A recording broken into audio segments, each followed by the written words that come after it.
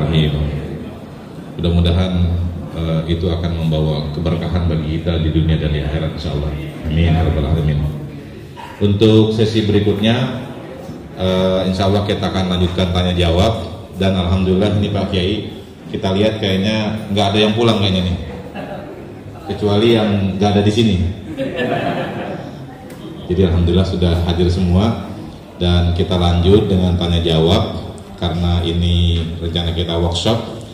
Jadi kita coba gali sebanyak mungkin pengalaman dan inspirasi beliau supaya nanti bisa kita terapkan di Kabupaten Berau. Dan untuk sesi pertama kita berikan kesempatan kepada Assalamualaikum warahmatullahi wabarakatuh.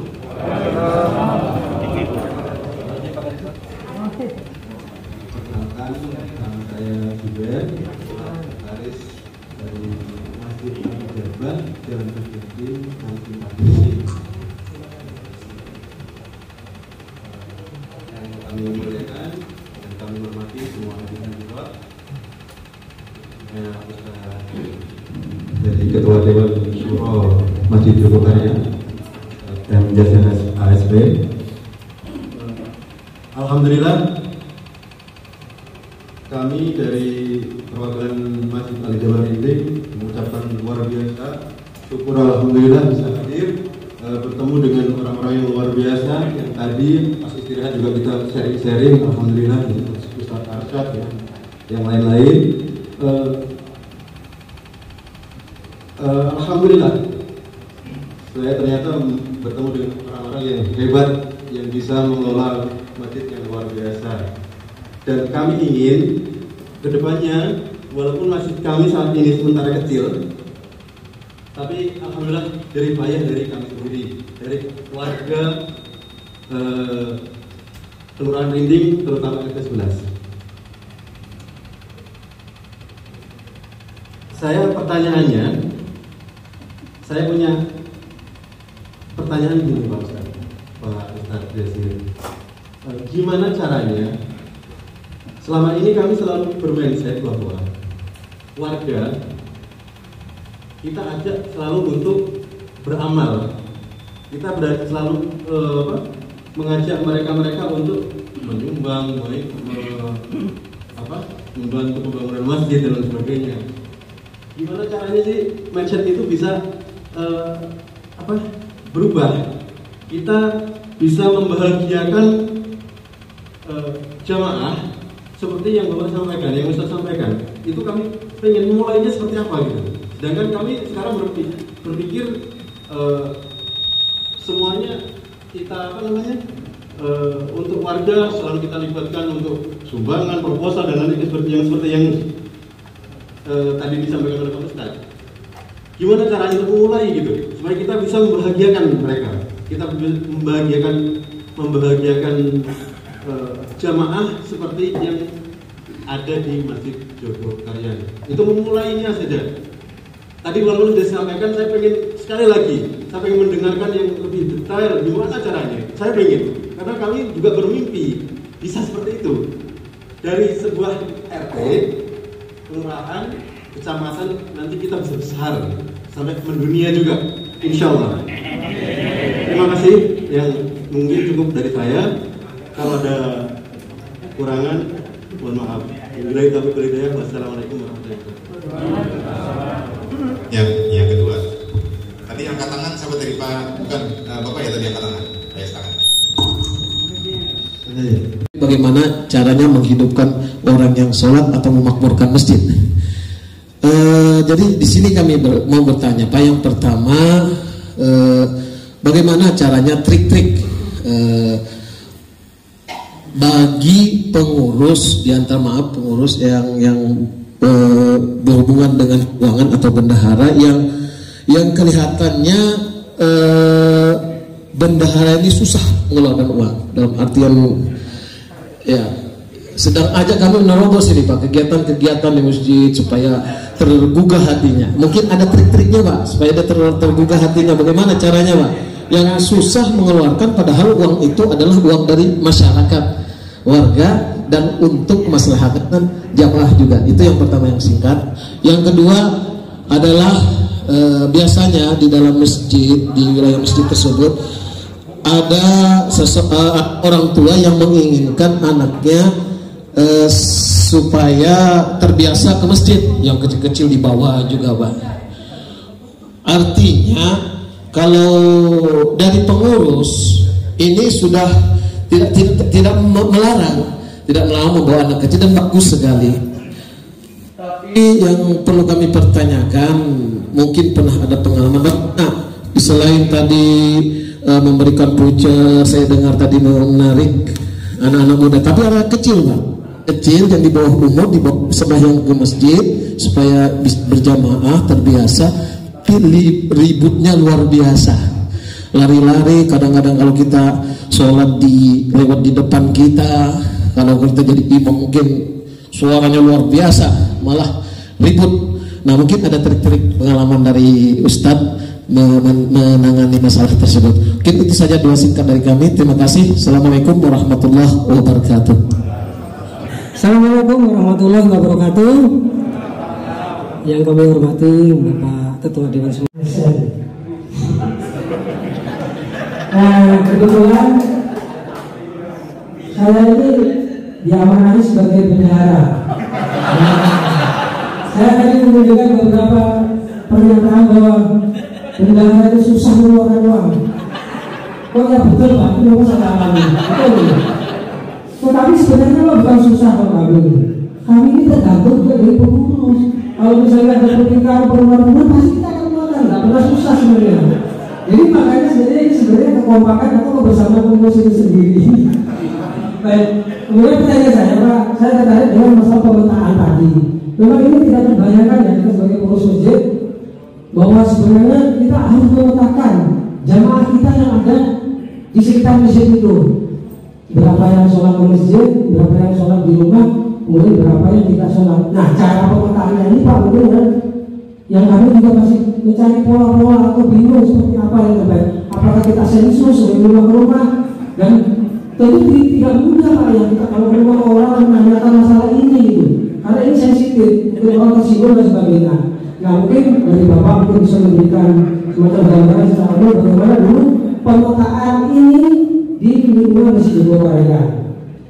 Nah, kemudian yang kedua, Pak, memang saya menyadari bahwa selama ini pengurus masjid itu ada terjebak kepada pendapat-pendapat yang mungkin dari penceramah dan sebagainya, tidak bisa sembarangan mengeluarkan uang masjid ini.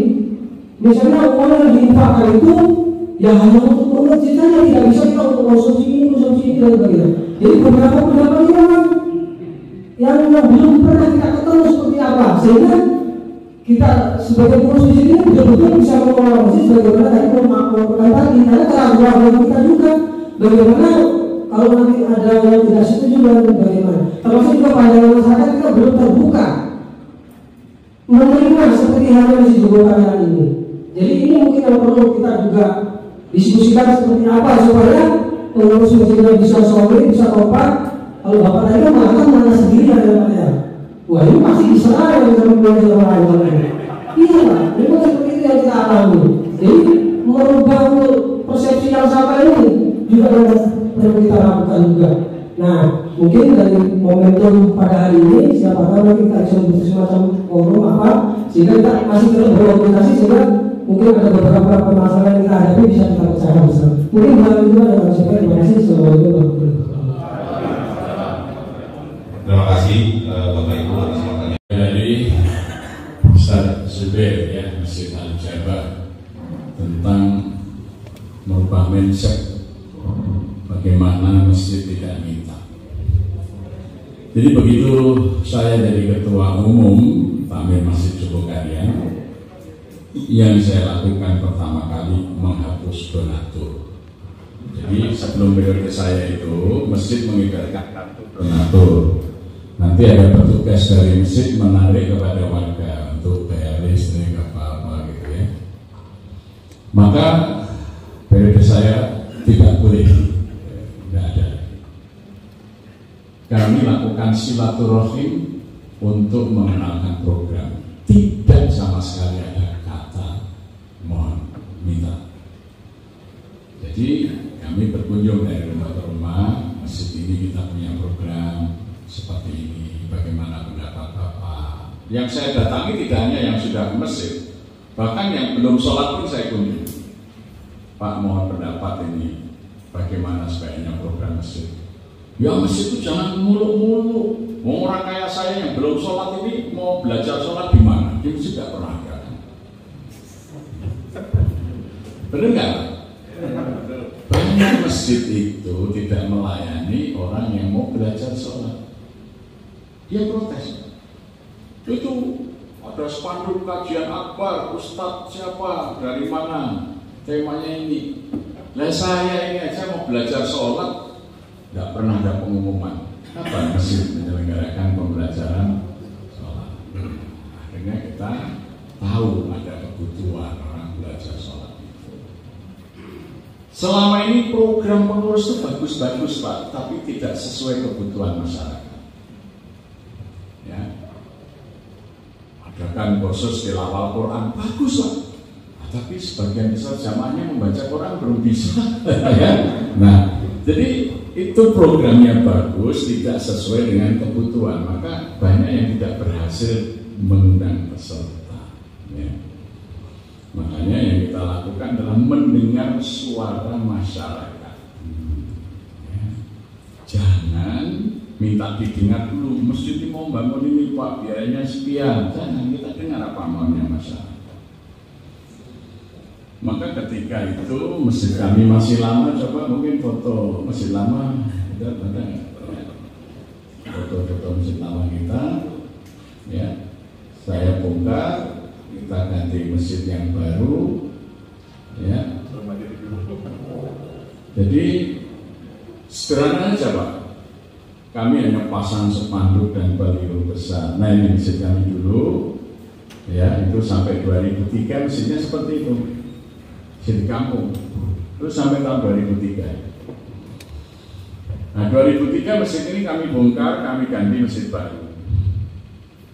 Sama sekali kami tidak membuat proposal, tidak mengajukan permohonan dana kepada siapapun. Waktu itu modal kami cuma 5 juta, ada kas, kemudian kita mulai bangun. Kami hanya membuat baliho, membuat spanduk, isinya mohon maaf jika ibadah Anda di masjid ini terganggu. Masjid Anda sedang kami perbaiki. Ya. Apa yang terjadi? Orang datang, Pak ini masjidnya sudah dibongkar, mau diperbaiki. Kok kami nggak diminta? Sudah ada duitnya? Insya Allah. Sudah ada belum? Insya Allah ada. Enggak, saya itu mau nyumbang. Siapa bendaharanya? Tulis. Ya, kami pasang bendahara pembangunan masjid ini Bapak kita Willy Ahriyadi, nomor HP-nya sekian. Orang datang protes lagi. Saya itu mau transfer Pak, buka rekening Pak. Nah, baru kita pasang rekening panitia pembangunan nomor sekian. Target kami waktu itu hanya 250 juta. Tapi justru karena nggak minta kepada makhluk itu, minta kita kepada Allah saja, itu target 250 juta itu 11 bulan sudah bisa terimpun 2,1 miliar. Jadi lebih banyak daripada kalau kita minta-minta. Orang itu marah tidak dimintai. Ya, dan kita enak, jadi panitia itu nggak minta gitu ya. Saya itu mau nyumbang Pak, apa nggak boleh nyumbang katanya? Ya boleh, gitu ya. Cuman kami tidak ingin membebani masyarakat. Waktu itu kami mulai bulan Juni. Itu kan tahun ajaran baru, orang masih sibuk mau bayar kuliah anaknya, mau bayar sekolah. Ya kalau masjid nambah beban, kasihan. Gitu. Makanya kami tidak membuat itu. Nah itu tahap pertama. Ya.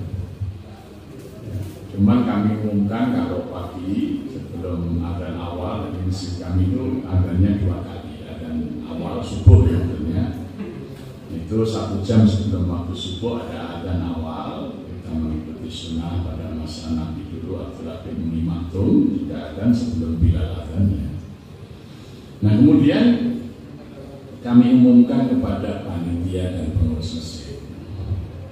Kita umumkan, alhamdulillah tiba waktunya kita mengajukan proposal kepada Allah, yaitu kepada para panitia pembangunan dan masjid, silahkan bangun untuk memohon kepada Allah agar pembangunan masjid kita lancar. Itu suatu saat ada orang nginep di hotel Grand Palace, dia nggak bisa tidur dengan pengumuman aneh, minta mengajukan proposal kepada Allah itu. Kalau dia subuhan, suruh ngomong kita, Pak, tadi malam kok ada pengumuman, saya baru sekali dengan proposal, saya jelaskan ini. Oh gitu Pak, saya boleh minta nomor rekening Pak? Boleh. Asik, dan pagi hari saya ditelepon, Pak, tolong dicek, saya sudah transfer 100 juta.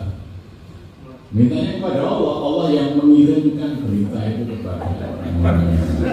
Ya, orang dibuat tak bisa tidur dengan pengumuman mengajukan proposal kepada Allah. Ya. Jadi kita tidak mengganggu masyarakat untuk pembangunan, tapi justru masyarakat itu berbondong-bondong berpartisipasi. Bahkan sesudah masjid ini selesai kami perbaiki, halaman masjid itu dulu rumah orang, tadinya hanya 600 meter masjid kami, tanahnya itu ditawarkan, disuruh membeli masjid, namanya Bu Kamina Sukarno. Ustaz, buat tanah saya ini dibeli, wah alhamdulillah masjid bisa meluas. Berapa Bu? Waktu itu 2004, 2,5 juta saja per meter Pak. Ya, seperti yang lain ini sudah saya tawarkan lebih murah. Boleh ditawar nggak? Mau ditawar berapa? Waktu itu dia menawarkan 2 juta saja semeter persegi. Kami boleh nawar Bu. Mau ditawar berapa? Sudah murah. Saya tawar 2,5 juta. Loh, Pak, saya itu nawarkan hanya 2 juta. Lah ya, kami nawar 2,5 juta. Kaget beliau itu. Karena selama ini halaman ibu ini sudah kami pakai untuk kegiatan, pakai motor dan lain-lain, itu tidak pernah mengeluh, tidak pernah protes. Jadi kami itu kan tidak ditarik sewa. Jadi ibu menawarkan menjual saja, kami sudah bahagia sekali. Maka sebagai tanda syukur, kalau ibu nawarkan 2 juta, kami tawar 2,5 juta. Dia nangis kemudian mengatakan, kalau gitu Pak, saya ikutlah, yang separuh saya wakafkan. Jadi kebaikan itu bertemu kebaikan. Ya, itu rumusnya Al-Quran begitu. Dalam surat Rahman itu, ya. Jadi kebaikan itu jangan dihadapi dengan kekikiran. Orang Pak untuk masjid, untuk masjid dibeli yang murah saja. Itu nanti dia jadi masalah. Jadi kita mengajukan kebaikan, akhirnya malah lebih murah dari membeli semeternya toh, karena yang separuh kemudian diwakafkan. Setelah itu kami mau bangun Islamic Center, ini masjidnya. Belakangnya kami bangun 3 lantai, ada aula, ada hotel-hotel dan lain sebagainya. Ya, bangunannya belakang itu. Ada orang datang. Itu karena biaya pembangunannya sekitar hampir 1.800.000.000 sekian, hampir 900, kurang sedikit. Ada yang datang, Pak, keluarga saya mau wakaf ini, kami bangun sini. Saya bilang tidak boleh. Loh, kok tidak boleh? Maksimal nyumbangnya 50 juta. Kami batasi orang nyumbang supaya tidak didominasi. Ya. Tetapi ternyata hanya 2 minggu cukup, karena ada yang nyumbang sedikit tapi banyak orangnya, daripada 1-2 orang langsung selesai tapi rasa memilikinya tidak penuh, dan kita enak ngurusnya, tidak akan dilipotkan oleh yang dominasi nyumbang. Ini dulu kan yang bangunkan saya. Dia mau ngatur-ngatur masjid. Ini masjid sesuai milik masyarakat. Jadi orang heran nih, nyumbang kok dibatasi. Lu masjid lain banyak yang butuh kok, silahkan dibagi masjid lainnya ya. Jadi memang itulah yang kita lakukan bahwa kita mengajak masyarakat itu berpikir, tidak meminta uang. Kita melindungi masyarakat bukan minta uang, tapi memberikan informasi tentang masjid. Selama ini sebagian besar pengurus masjid itu mata duitan, sehingga kalau ada pengurus masjid datang itu ditengok dari korden, aduh, bawa mak lagi. Itu awal-awal kita silaturahim itu orang tersengang, kita pamit itu mereka heran kok nggak minta apa-apa ini. Sampai dipanggil lagi kita, Pak ini kasih mesin masih enggak? Ya insya Allah Mas ya. Enggak, itu saya punya uang bawa sekalian ya, saya titip mesin itu. Jadi tanpa minta, justru karena kita tidak minta. Pendekatan inilah yang kita rubah. Ya. Jadi masyarakat diajak memikirkan, tidak diajak membiayai saja. Tahun berikutnya saya adakan rapat besar. Satu seluruh masyarakat kami undang untuk rapat membuat program kerja masjid. Ya, seluruh ketua RT, seluruh ketua RW, kelompok Dasawisma, PKK, perwakilan anak-anak remaja, pesertanya sampai 300 lebih. Kami sewakan hotel di luar kota, di Kaliurang, 2 hari 2 malam. Silakan bapak-bapak, ibu-ibu, adik-adik semua membahas masjid itu seharusnya melakukan kegiatan apa saja. Nah, kita mereka mencatat. Nah, setelah tercatat ada rekamannya video, ada catatannya modulasi. Setelah itu kita kelompokkan dalam kegiatan masjid. Nah, kelompok kegiatan apa? Oh ini bantuan bencana alam, apa saja bentuknya. Oh ini kegiatan pengembangan ekonomi, apa saja bentuknya. Maka kemudian kita kelompokkan menjadi biro-biro. Sekarang ada 29 biro. Ada biro ibadah Jumat. Itu apa? Ya dulu banyak tentang jadwal hotel, parkiran, ya, nasi Jumat, ya, dan lain sebagainya. Itu banyak urusannya, maka biro tersendiri. Kemudian biro subuh, mengatur dari penceramah subuh tiap hari, imam sampai dengan pengelolaan dana subuh untuk apa. Antara lain kalau ada yang sakit kita urus ya, dan lain sebagainya. Biro ekonomi ngurus siapa, pembinaan UMKM dan lain sebagainya. Nah ada 29 biro baru kita tawarkan siapa yang mau mengelola biro-biro ini. Sudah ada programnya, baru ada pengurusnya. Setelah ada pengurusnya, supaya mereka itu cepat berbuat, maka uangnya kita delegasikan. Setiap biro kami sediakan kotaknya dan kita bukakan nomor rekeningnya dan dikelola sendiri oleh biro itu. Maka banyak kotaknya. Ini biro ya kesejahteraan rakyat. Dia mikir supaya ada kotaknya di situ untuk beras, air minum, beberapa sembako, kemudian macam-macam itu. Sehingga kalau orang ke masjid, dia mau infak untuk kegiatan apa, tinggal dimasukkan di kotak yang bersangkutan atau transfer ke rekening. Jadi tidak terhambat oleh komunikasi harus miliknya ketua umum, bendahara menjadi birokratis. Ini enggak, setiap biro sudah punya uangnya sendiri. Dan ternyata semakin banyak kotak, semakin banyak penghasilan. Ternyata, ya, Biro Kebencanaan itu sudah dari 2003 itu hampir setiap bencana alam di daerah manapun kami bisa mengirim tim dan membangun masjid biasanya. Ya, kemarin setelah Semeru, kemudian malam kemarin masih hari ini tim relawan kita masih di Cilacap. Tapi pada saat awal COVID itu kas biro kebencanaan itu masih ada 400 juta. Maka kita langsung membuat sanitizer bagi gratis pada masyarakat, ribuan botol. Nanti kalau habis ambil lagi ke masjid.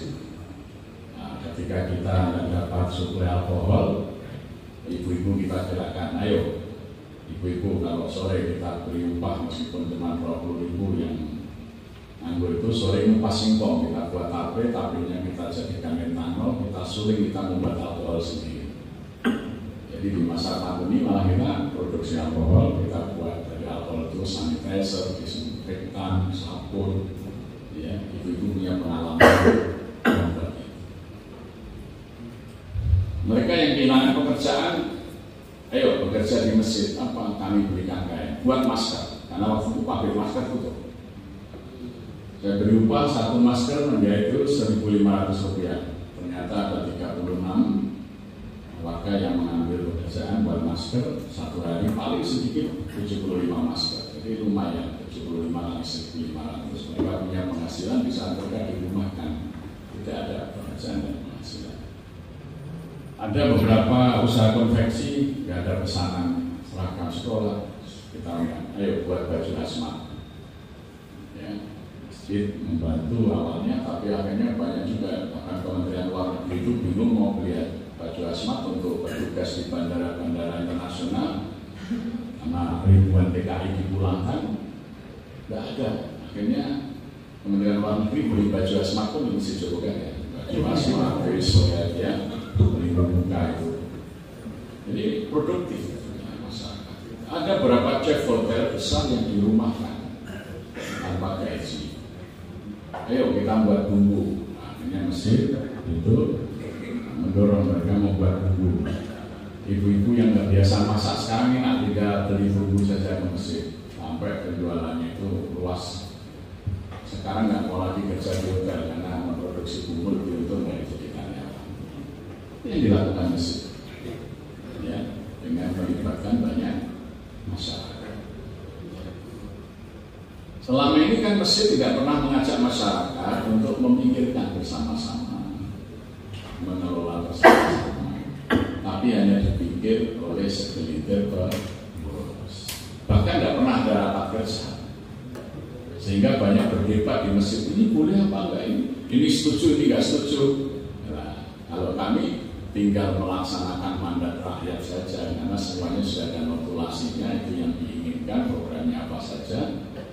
Masjid hanya tinggal melaksanakan. Anggarannya tergantung masyarakat mendukung kegiatan yang mana isi di situ. Nah, maka masa pandemi itu infak untuk bencana alam khusus untuk pandemi ini bisa sampai 2,4 miliar. Sehingga selama pandemi masjid tidak tutup, 24 jam melayani masyarakat. Masyarakat yang terpapar, yang rumahnya tidak layak isolasi, kami sediakan 2 rumah isolasi. Di situ kita sediakan makan sehari 3 kali gratis dan by request. Mau minta makan apa? Tidak ada yang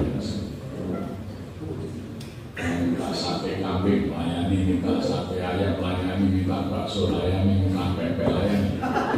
Karena salah satu dari gejala COVID itu tidak ada selera makan, jadi supaya mereka berselera. Ada yang dirawat di rumahnya jam 2 malam telepon, Pak Ustaz suami saya nggak mau makan, ini saya takut nih. Tim relawan masjid datang, mau makan apa Pak Amir? Pak Amir, saya ingin nasi godok, belikan nasi godok. Nama pertel namanya, itu jauh dari.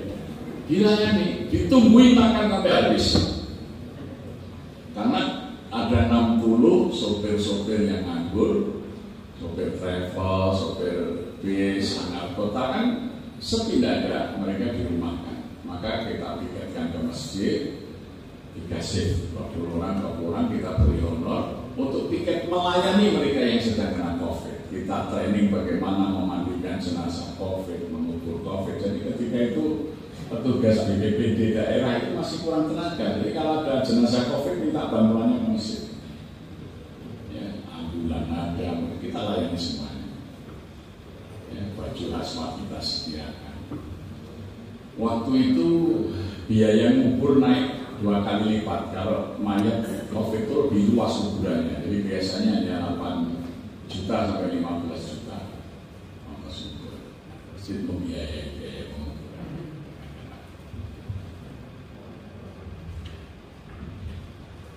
Supaya sehat kita tambah asupan. Jadi kalau jamaah maghrib dan isya kita sediakan konsumsi makan. diberi lebih, suruh bawa pulang ke rumah, di rumahnya itu. Jadi kalau jamaah pulang bawa oleh keluarganya terus. Itu semua kita lakukan, dan itu justru tadi partisipasi menjadi tinggi, dananya bisa 2,4 miliar. Vitamin kita bagi oximeter untuk mengukur saturasi kita bagi. Begitu saturasi rendah, oksigen kami standby 24 jam di Masjid itu ada 60 tabung dan kita punya mesin oksigen. Jika rumah sakit yang kesulitan oksigen itu pasiennya banyak yang minta oksigen yang Masjid Jogokaryan. Itu yang kita lakukan. Dan itu dari kotak COVID, namanya kotak corona itu, sama rekening itu bisa dalam masa pandemi itu bisa 2,4 miliar.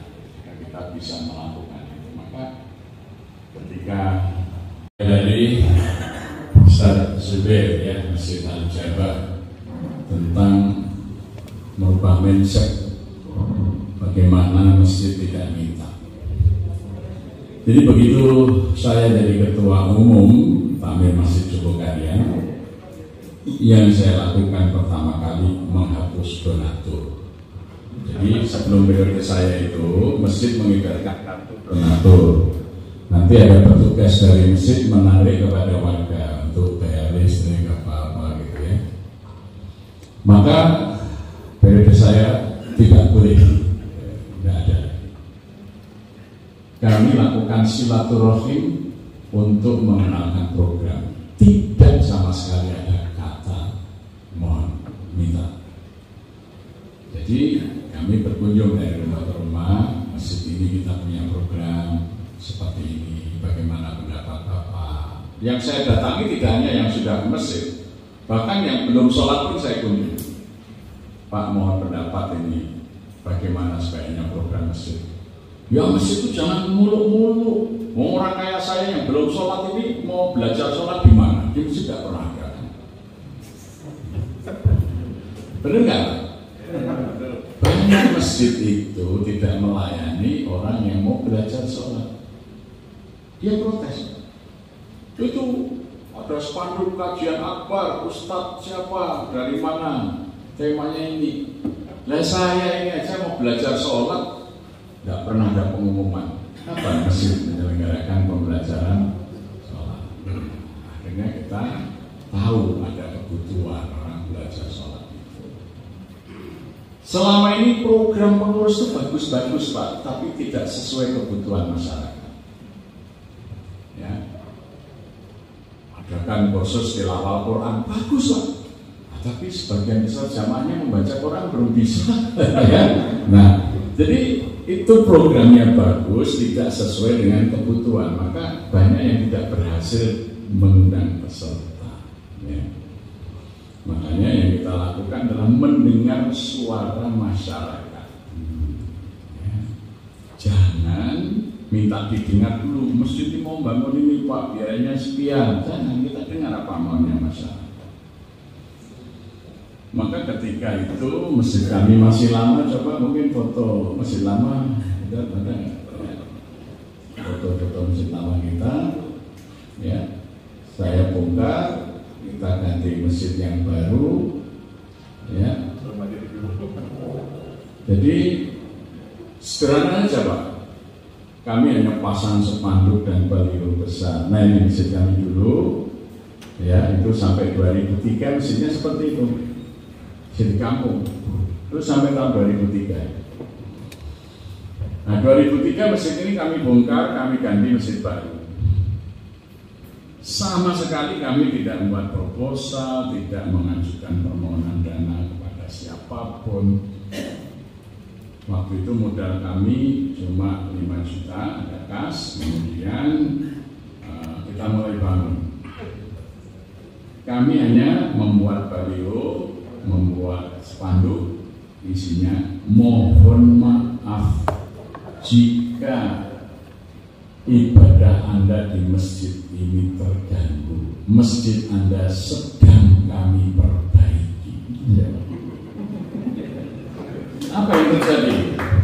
Orang datang, Pak Pak, ini mesinnya sudah dibongkar, mau diperbaiki, kok kami nggak diminta? Sudah ada duitnya? Insya Allah. Sudah ada belum? Insya Allah ada. Enggak, saya itu mau nyumbang. Siapa bendaharanya? Tulis. Ya, kami pasang bendahara pembangunan masjid ini Bapak kita Willy Ahliadi, nomor HP-nya sekian. Orang datang protes lagi. Saya itu mau transfer Pak, bukan rekening Pak. Nah, baru kita pasang rekening panitia pembangunan nomor sekian. Target kami waktu itu hanya 250 juta. Tapi justru karena nggak minta kepada makhluk itu, minta kita kepada Allah saja, itu target 250 juta itu 11 bulan sudah bisa terimpun 2,1 miliar. Jadi lebih banyak daripada kalau kita minta-minta. Orang itu marah tidak dimintai, ya. Dan kita enak, jadi panitia itu nggak minta gitu ya. Saya itu mau nyumbang Pak, apa nggak boleh nyumbang katanya? Ya boleh, cuman kami tidak ingin membebani masyarakat. Waktu itu kami mulai bulan Juni, itu kan tahun ajaran baru, orang masih sibuk mau bayar kuliah anaknya, mau bayar sekolah. Ya kalau masjid nambah beban, kasihan. Makanya kami tidak membuat itu. Nah itu tahap pertama. Ya. Cuman kami umumkan kalau pagi sebelum adzan awal, di masjid kami itu adzannya 2 kali. Adzan awal subuh ya tentunya. Itu 1 jam sebelum waktu subuh ada adzan awal. Kita mengikuti sunnah pada masa Nabi dulu Abdullah bin Umi Maktum, juga adzan sebelum Bilal adzannya. Nah kemudian kami umumkan kepada panitia dan pengurus masjid. Kita umumkan, alhamdulillah tiba waktunya kita mengajukan proposal kepada Allah, yaitu kepada para panitia pembangunan dan masjid, silahkan bangun untuk memohon kepada Allah agar pembangunan masjid kita lancar.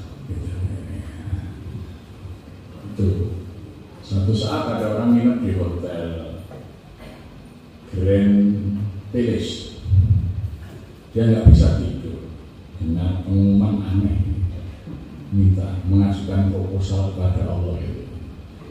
Kalau dia subuhan selalu ngomong kita, Pak tadi malam ada pengumuman, saya baru sekali ini dengan proposal, saya jelaskan ini. Oh gitu Pak, saya boleh minta nomor rekening Pak? Boleh. Asik, dan pagi hari saya ditelepon, Pak tolong dicek, saya sudah transfer 100 juta. Mintanya kepada Allah, Allah yang mengirimkan berita itu kepada orang-orang. Ya, orang juga tidak bisa tidur dengan mengajukan proposal kepada Allah. Ya. Jadi kita tidak mengganggu masyarakat untuk pembangunan, tapi justru masyarakat itu berbondong-bondong berpartisipasi. Bahkan sesudah masjid ini selesai kami perbaiki, halaman masjid itu dulu rumah orang, tadinya hanya 600 meter masjid kami, tanahnya itu ditawarkan, disuruh membeli masjid, namanya Bukami Nasukan. Ustaz, buat tanah saya ini dibeli, wah alhamdulillah masjid bisa meluas. Berapa Bu? Waktu itu 2004, 2,5 juta saja per meter Pak. Ya seperti yang lain ini sudah saya tawarkan lebih murah. Boleh ditawar nggak? Mau ditawar berapa? Waktu itu dia menawarkan 2 juta saja semeter persegi. Kami boleh nawar Bu. Mau ditawar berapa? Sudah murah. Saya tawar 2,5 juta. Loh, Pak saya itu nawarkan hanya 2 juta. Lah ya kami nawar 2,5 juta. Kaget beliau itu. Karena selama ini halaman ibu ini sudah kami pakai untuk kegiatan, pakai motor dan lain-lain, itu tidak pernah mengeluh, tidak pernah protes. Jadi kami itu kan tidak ditarik sewa. Jadi ibu menawarkan menjual saja, kami sudah bahagia sekali. Maka sebagai tanda syukur, kalau ibu menawarkan 2 juta, kami tawar 2,5 juta. Dia nangis kemudian mengatakan, kalau gitu Pak, saya ikutlah, yang separuh saya wakafkan. Jadi kebaikan itu bertemu kebaikan. Ya, itu rumusnya Al-Quran begitu dalam surat Rahman itu. Ya. Jadi kebaikan itu jangan dihadapi dengan kekikiran. Orang pengen untuk masjid dibeli yang murah saja. Itu nanti dia jadi masalah. Jadi kita mengajukan kebaikan. Akhirnya malah lebih murah dari membeli sinetron ya toh. Karena yang separuh kemudian diwakafkan. Setelah itu kami mau bangun Islamic Center. Ini masjidnya. Belakangnya kami bangun 3 lantai, ada aula, ada hotel dan lain sebagainya. Ya, bangunannya belakang itu. Ada orang datang. Itu karena biaya pembangunannya sekitar hampir 1.800.000.000 sekian, hampir 900, kurang sedikit. Ada yang datang, Pak, keluarga saya mau wakaf ini, kami bangun sini. Saya bilang tidak boleh. Loh, kok tidak boleh? Maksimal nyumbangnya 50 juta. Kami batasi orang nyumbang supaya tidak didominasi. Ya. Tetapi ternyata hanya 2 minggu cukup, karena ada yang nyumbang sedikit tapi banyak orangnya, daripada 1-2 orang langsung selesai tapi rasa memilikinya tidak tumbuh. Dan kita enak ngurusnya, tidak akan dilipotkan oleh yang dominasi nyumbang. Ini dulu kan yang bangunkan saya. Dia mau ngatur-ngatur masjid. Ini masjidnya sudah milik masyarakat. Jadi orang heran ya, nyumbang kok dibatasi. Ini masjid lain banyak yang butuh kok, silahkan dibagi masjid lainnya ya. Jadi memang itulah yang kita lakukan, bahwa kita mengajak masyarakat itu berpikir, tidak meminta uang. Kita melindungi masyarakat bukan minta uang, tapi memberikan informasi tentang masjid. Selama ini sebagian besar pengurus masjid itu mata duitan. Sehingga kalau ada pengurus masjid datang itu ditengok dari kode, aduh, bawa map lagi. Itu. Awal-awal kita silaturahim itu orang tersengang, kita pamit itu mereka heran kok nggak minta apa-apa ini. Sampai dipanggil lagi kita, Pak ini kasih mesin masih enggak? Ya insya Allah Mas ya. Enggak, itu saya punya uang, bawa sekalian ya, saya titip untuk mesin itu. Jadi tanpa minta, justru karena kita tidak minta. Pendekatan inilah yang kita rubah. Ya. Jadi masyarakat diajak memikirkan, tidak diajak membiayai saja.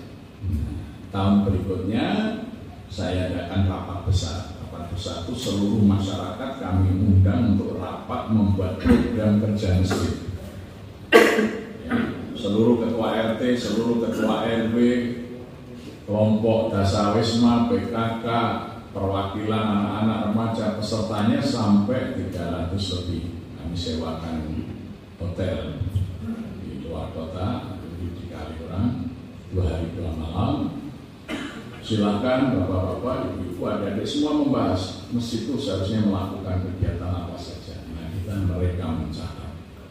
Nah, setelah tercatat ada rekamannya video, ada catatannya notulasi. Setelah itu kita kelompokkan dalam kegiatan masjid. Nah, kelompok kegiatan apa? Oh ini bantuan bencana alam, apa saja bentuknya. Oh ini kegiatan pengembangan ekonomi, apa saja bentuknya. Maka kemudian kita kelompokkan menjadi biro-biro. Sekarang ada 29 biro. Ada biro ibadah Jumat. Itu apa? Ya dulu banyak tentang jadwal hotel, parkiran, ya, nasi Jumat, ya, dan lain sebagainya. Itu banyak urusannya, maka biro tersendiri.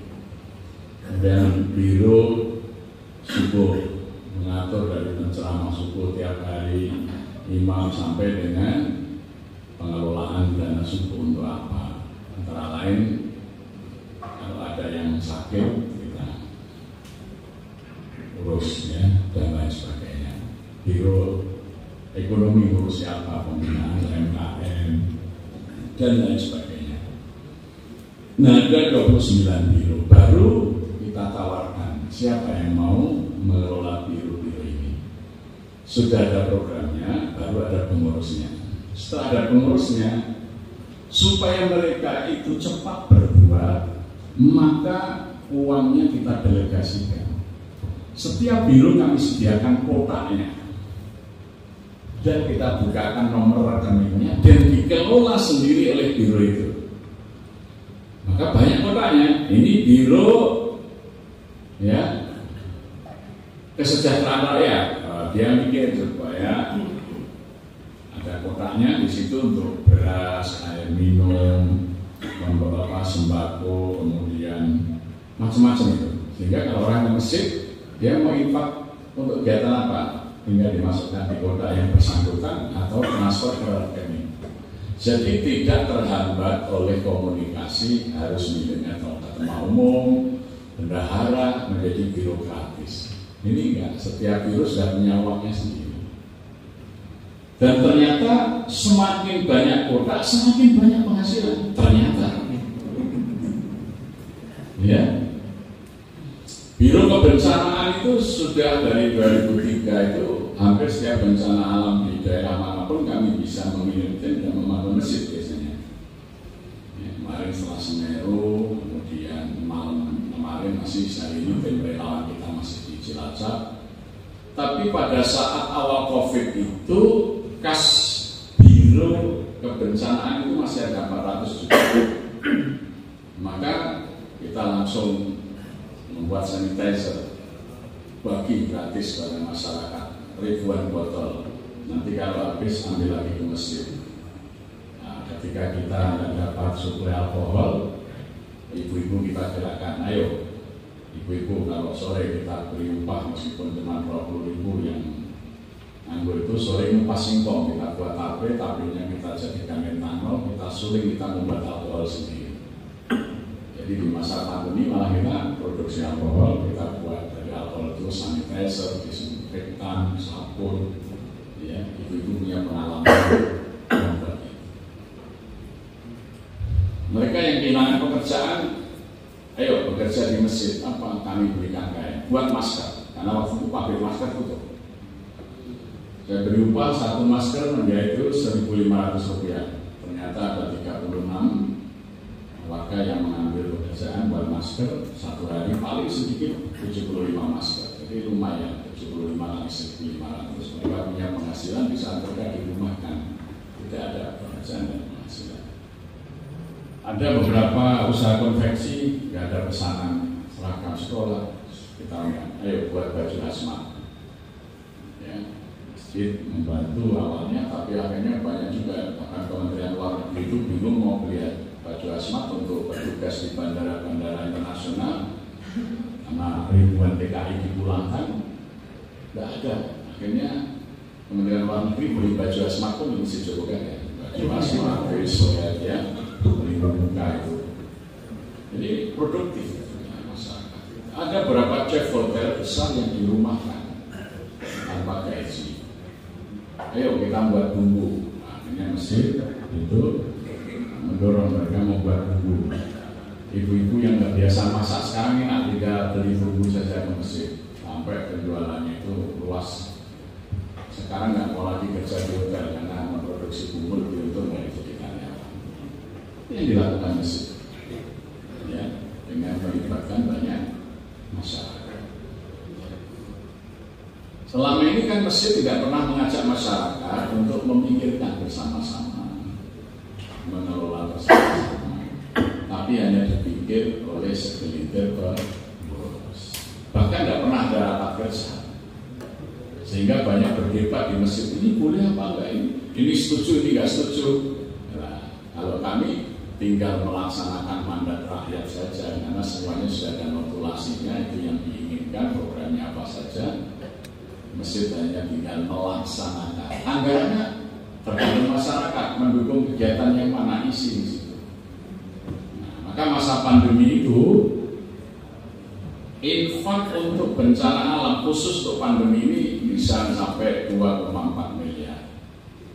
Sehingga selama pandemi masjid tidak tutup, 24 jam melayani masyarakat.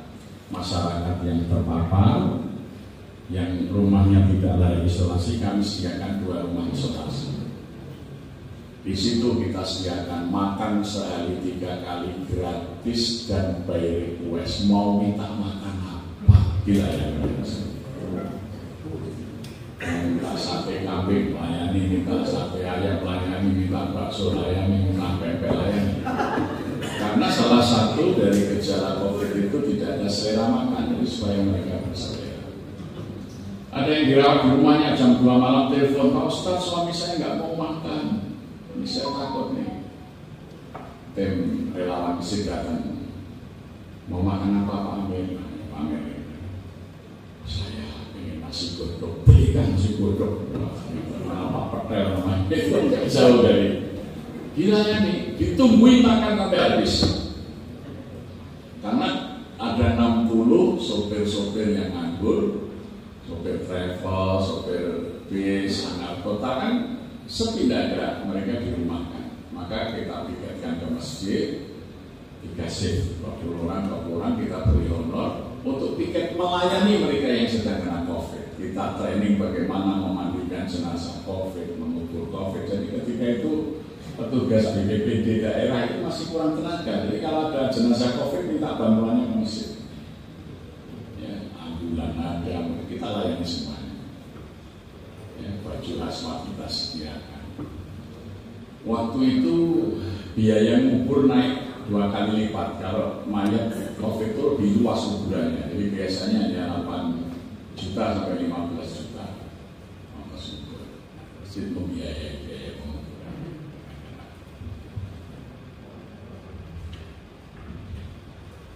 Supaya sehat kita tambah asupan.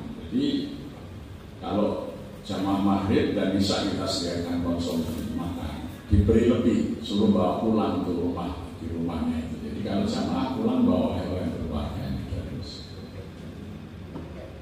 Itu semua kita lakukan dan itu justru tadi partisipasi menjadi tinggi, dananya bisa 2,4 miliar. Vitamin kita bagi oximeter untuk mengukur saturasi kita bagi. Begitu saturasi rendah, oksigen kami standby 24 jam di Masjid Tuhan dan 60 tabung dan kita punya mesin oksigen. Jika rumah sakit yang kesulitan oksigen itu pasiennya banyak yang minta oksigen yang Masjid Jogokaryan. Itu yang kita lakukan. Dan itu dari kotak COVID, namanya kotak corona.